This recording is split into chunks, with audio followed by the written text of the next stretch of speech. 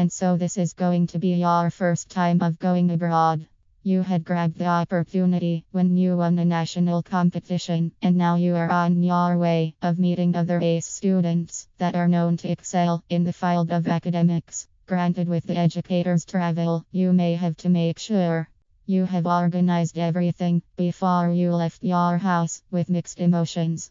There is the need for one to always complete all the requirements that should be provided to the embassy. This will verify that you are a real person and not living in another dead person's name. So in this matter, you should always make sure you have all of them with you. Otherwise, you will not be allowed to enter the said place. The first on the list is the passport. This is needed whenever you are planning and needing to go out of the country. This is the gate pass that will let you enter another country. Ensure that you have applied for this if you have no passport yet, and ensure this has not yet reached the expiration date. Getting a visa is one of the hardest things to do. This is for the reason that one will be interrogated about your concerns in the entrance to a certain country. The answers of a certain individual will lead him to visa denied or approval.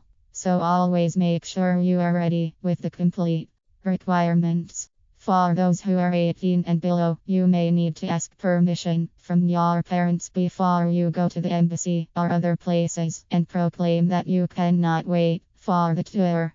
Rather, you have to make sure you have this waiver that was signed by your parents, and do not under any circumstances for their sign, or you will face the odds. And also, always consider the pocket money that you will be bringing as soon as the cabin closed its door, and prepare for its departure.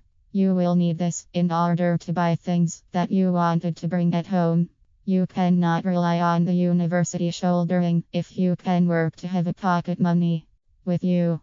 Always check the website of the hotel that you will be accommodated as soon as you landed at the place. This should be cost efficient and should give and provide you the convenience that you are needing.